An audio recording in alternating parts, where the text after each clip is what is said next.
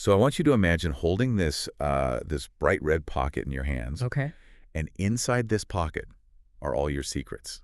Like the unpolished opinions, the messy contradictions, the really dark thoughts you've never actually dared to speak out loud. Right, the stuff you keep buried. Exactly. Now, what happens when you finally open it? Well, in Korean folklore, those hidden thoughts, they don't just, evaporate. They turn into literal ghosts. Oh, wow. Yeah, and eventually, if you let them fester long enough, those ghosts come back to kill you. That is a pretty terrifying premise to start with. Right. But that's the jumping off point for today. Because we humans, we use these deeply layered stories and bizarre nursery rhymes and ancient symbols just to navigate the absolute chaos of existence. I mean, we're constantly building narratives just to construct our reality and keep from going crazy. So welcome to the deep dive.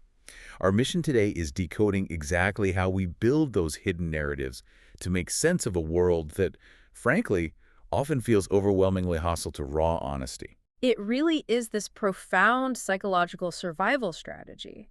I mean, we take the crushing weight of existence, the things we just can't fully articulate, and we filter them through these structured, manageable archetypes. Stories are essentially how we metabolize reality. Metabolize reality, I like that. And to see how that metabolism works, we are looking at a truly wild stack of sources today. We really are. First, we have a cover of a traditional Korean children's book. Then we have this incredibly dense infographic. It basically looks like a chaotic diner placemat where Jack and the Beanstalk crashes headfirst into Baba Black Sheep. Yeah, there is a lot going on in that image. Totally. And tying this entire philosophical knot together is a raw, largely unfiltered transcript from a speaker who's prepping a presentation for the Codesol International Conference. And honestly, that transcript is the engine of this entire analysis. The speaker is just really wrestling with this intense tension between individual expression and societal constraint, and he feels a deep, deep urgency about it. He absolutely does. And to set the context here, impartially, the speaker is operating from the firm belief that we are currently living in an era of the ideology police. Right. He describes this climate of intense social and structural censorship that, in his view, makes it almost impossible to just figure things out loud without risking your livelihood or your reputation. It's a very high-stakes feeling for him. It is. Now, just to be crystal clear with you listening, we're not here to debate the culture wars or, take a political stance on modern censorship. We're strictly looking at this speaker's fascinating psychological solution to that feeling of being silenced. Exactly. We're just reporting on the source material. Right. Because if you feel you cannot speak your mind in the public square, Yeah. his answer is that you have to build what he calls memory castles, like these intricate internal architectures of stories to safeguard and process your truest thoughts. So, okay, let's unpack this, starting with those ghosts. Yeah, so the visual anchor for this whole ghost concept is that Korean children's book, Jumunusok Egi Chwisen, which roughly translates to story ghosts in the pocket. Right. And the cover illustration, it's deceptively simple, but it's just loaded with meaning. You have a grandfather figure smoking a pipe, a grandmother beside him, and a child opening a bright red pouch. And flying out of that pouch are these little spirits, the story ghosts. It's such a visceral image.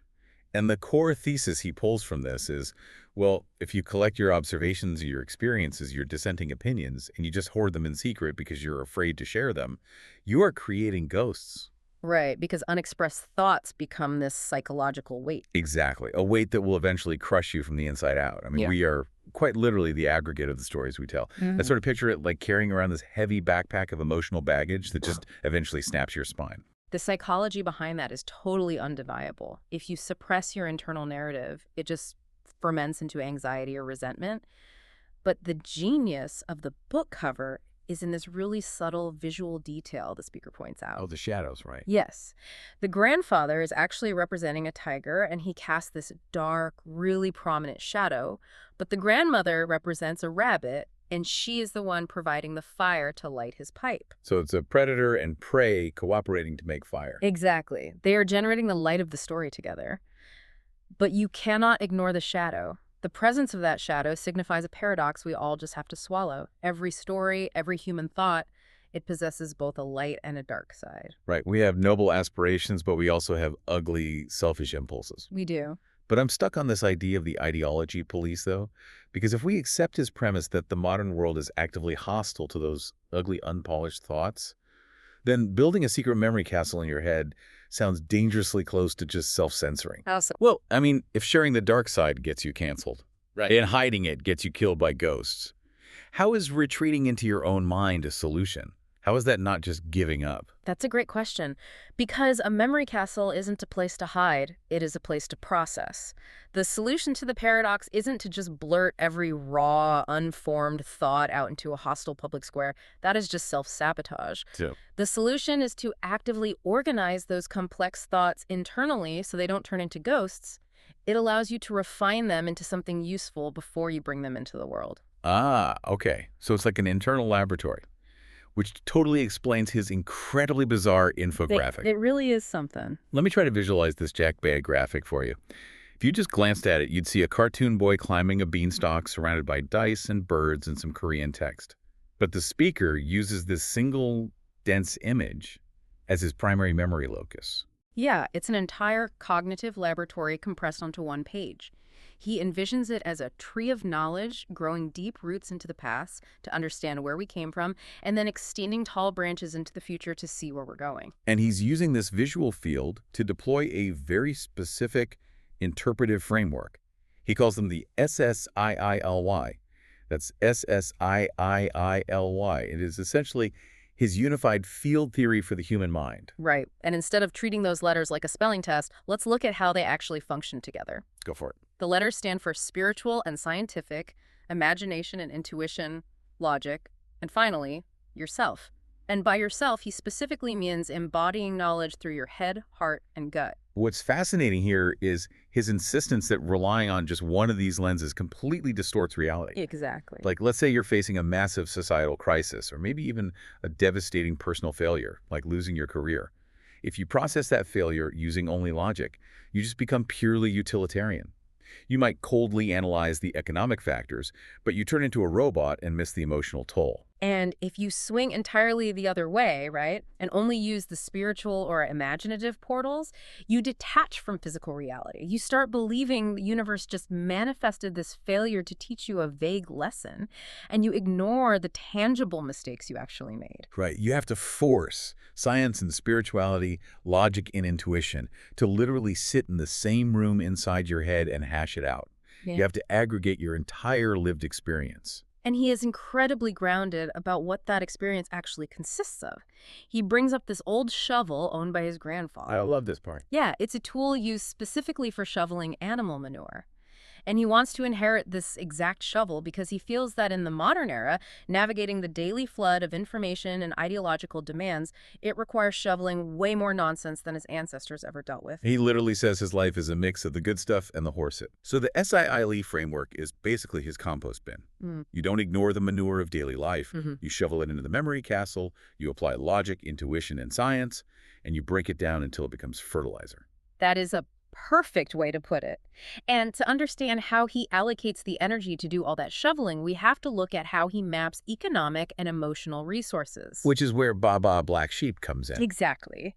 He takes that Western nursery rhyme and overlays it onto a traditional Korean board game to explain human maturation. Okay, so the rhyme asks the sheep if it has any wool, and the sheep replies, yes, sir, 3 bags full, 1 for the master and 1 for the dame and 1 for the little boy who lives down the lane. Right. We all sang it as kids, but the psychological economics he pulls from this are stunning. The wool represents your finite resources, like your time, your money, your emotional bandwidth. And that first bag, the bag for the master, is your structural obligation. It's paying your taxes, bowing to the boss, basically the raw loyalty to the system keeping you alive. Right. And then the bag for the dame is care. It's the energy you pour into your family, your community, your loved ones. And society demands these first 2 bags relentlessly. But the speaker hones in entirely on the 3rd bag, the little boy who lives down the lane. Because the little boy is your future self. Exactly. If you surrender all your wool to the master and the dame, you have 0 resources left to invest in your own evolution. You stagnate. You absolutely must fiercely protect that 3rd bag to ensure you can continue to grow across time and space. And if you don't save that wool, he says you will never survive the evolutionary gauntlet of society, which he perfectly maps using the Korean game Yutnori. Yeah, Yutnori. For those who don't know, this game involves throwing sticks to move pieces around a board, and the number of steps corresponds to different animal archetypes. The speaker uses these animals to chart this brutal progression of human consciousness. Right, so let's walk through it. Moving one step is the pig. The psychological state of the pig is pure short-term consumption.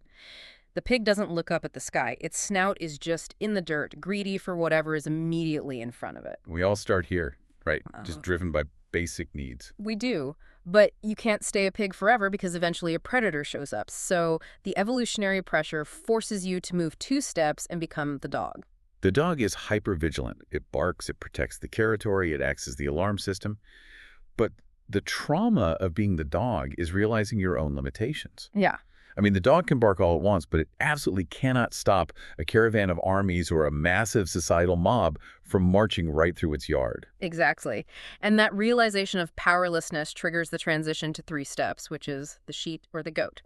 Out of fear of that mob the dog couldn't stop, humans default to herd behavior. We flock together for safety, moving as this mindless mass. And the tragic irony there is that by surrendering your individuality to the herd, you become incredibly vulnerable to being herded right off a cliff. Or worse, becoming the literal scapegoat for the society's sins. Right, so to escape the herd, it requires taking on a massive burden, which is 4 steps. The cow, or the ox. The ox is the beast of burden, pulling the heavy, grinding cart of civilization forward. And the speaker issues his most urgent warning about this specific phase. If we connect this to the bigger picture, most of the adult population is currently operating as the ox. And we are indiscriminately loading up the societal cart with what he calls doenjang. Yeah, doenjang. Now, doenjang is a traditional Korean fermented soybean paste. It is incredibly pungent, dense, and heavy. He uses it as a metaphor for the unexamined ideological and cultural weight we just blindly accept. And if the ox lets everyone pile their heavy fermented baggage onto the cart, the axles will snap, the wheels break, and the entire civilization gets stuck deep in the mud. Here's where it gets really interesting. Because you can't just pull the cart. You have to learn how to steer it. Which brings us to the final maturation, 5 steps, the horse. He uses the specific term singinuma. Right. It represents the fully realized individual. You aren't just pulling the cart anymore. You have mastered the horse, which represents technology and tools. You are riding out ahead into the frontier, scouting the terrain, and charting a safe path so the heavy cart doesn't careen into a ditch. But to become the rider of the horse, you need that 3rd bag of wool. You need the resources to educate yourself, to build your memory castle. And to ensure you have that wool, you really must develop ruthless discernment about who you are letting onto your cart and who is taking your energy. Which brings up the biological horror story of his infographic, the cuckoo bird. Oh, nature's ultimate grifter. Truly. He uses the chi-check section of his visual map to illustrate brood parasitism. We see an image of a small bird frantically feeding a massive, demanding baby bird that looks absolutely nothing like it. Yeah, because the cuckoo bird lays its egg in another bird's nest. And the host bird is driven by this blind, hard-wired instinct to care for the loudest mouth in the nest. So it exhausts its own resources, literally working itself to death, feeding an imposter while its own offspring starve. It is the dark side of empathy. If you just give your wool away blindly because society tells you it's the moral thing to do, you aren't being virtuous. You're being parasitized. You are handing the wool meant for your future self over to a cuckoo bird that has completely hijacked your nest. So to prevent that ideological parasitism, we need a mechanism to filter reality. We need a psychological immune system. Right. And the speaker provides this brilliantly grounded tool for this. He maps discernment directly onto the human hand. He calls it the 5-finger heuristic. It takes all those lofty SSILY portals and just forces them into an immediate bodily check. So let's look at how this immune system works, starting with the thumb. The thumb is your baseline skin barrier. Thumbs up, thumbs down. It is the rapid binary assessment of your gut instinct. Is the thing in front of me fundamentally good or fundamentally bad? And once the thumb makes the assessment, the index finger activates. The index finger points out the law. It represents setting a firm boundary or laying down the rules based on your initial judgment. It's basically the enforcer of the thumb. Wait, so if the index finger enforces the boundary, what happens when the boundary is ignored? Well, that is where the middle finger comes in. And the speaker is remarkably blunt about this. The middle finger isn't just about throwing an insult, it is a vital evolutionary defense mechanism. You have to know when a situation is toxic, when you are feeding a cuckoo bird, and you just need to say, flack off and evaporate. You must give yourself permission to completely remove your energy from a bad equation. Exactly. Next is the ring finger, which symbolizes the wedding band. This represents the deep ties of loyalty and blood. But the speaker uses it primarily as a severe warning, echoing advice from his father, actually. Be incredibly cautious about who you bind yourself to, because whoever you give your ring finger to dictates where your bags of wool are permanently routed. That is heavy. And lastly, the pinky finger. He draws on a specific Korean cultural nuance here, using the pinky to delicately sample something before fully committing. Right, like testing the water. Yeah, you dip the pinky in to test if the water is boiling or to taste if the food is poison before you take a bite. It means never swallowing an ideology whole. You take a tiny sample, test it against your logic and intuition, and see if it makes you sick before you let it into your memory castle. When you look at the hand holistically, it's just a perfect biological metaphor for navigating chaos. I mean, the exact same hand can gently bake a cake for the dame, throw a punishing strike to defend against the mob, or delicately sample poison to protect the little boy down the lane. It's completely adaptable. It is a phenomenal framework for earthly survival. It really is like a philosophical Swiss Army knife. But what I love about this speaker is that he doesn't just leave us entirely in the dirt with the manure shovel. No, he doesn't. In the shift in life and death sections of his memory castle, he completely changes the scale. He does this massive cosmic zoom out. He reflects on the nursery rhyme, Twinkle, Twinkle, Little Star, or, I wonder what you are. And he notes that as we age, we spend so much energy trying to categorize the universe, fighting over resources, terrified of the ideology police, dragging these heavy carts of doenjang. Yeah. But when you look up at the stars, you realize that nature simply moves on. The eternal elements remain entirely indifferent to our internal memory castles. We are, at the end of the day, just a microscopic fleck of dust in the grand machinery of time. So what does this all mean? It sounds nihilistic at first, but I think it's actually incredibly liberating. I mean, we covered massive terrain today. We started with the psychological danger of letting unspoken thoughts turn into ghosts that haunt our pockets. We explored how to synthesize our messy reality using the logic and intuition of the SSILY portals. We tracked our brutal evolution from greedy pigs to herd-minded sheep to the heavy burden of the ox, all desperately trying to master the horse. And we learned to use our 5 fingers as an immune system against the cuckoo birds trying to drain our resources. This raises an important question, though. If we are just a fleck of dust against the backdrop of eternity, why go through the excruciating effort of building these memory castles at all? Right. Well, because while the universe may not care about our stories, those stories are the only tools we possess to shape the tiny fraction of eternity we actually get to inhabit. Which leaves you, listening to this right now, with something vital to consider about your own architecture. We've talked about hoarding our thoughts, and we've talked about cuckoo birds draining our energy. But look at the modern landscape we live in today. It's intense. Think about the algorithms feeding you content. The AI systems perfectly designed to predict your preferences, solve your problems, and literally do your thinking for you. If building a memory castle requires the painful, messy work of shoveling your own manure and processing your own ghosts, what happens when you outsource that heavy lifting to a machine? Wow. Is the algorithm the ultimate cuckoo bird? Are we willingly letting technology automate our intuition, slowly draining that third bag of wool until we have no future self left to build? That is a terrifying thought. It is something to carefully mull over as you navigate the chaos today. Use that pinky finger to test the waters, keep a firm grip on your wool, and thank you for taking this deep dive with us. We will catch you next time.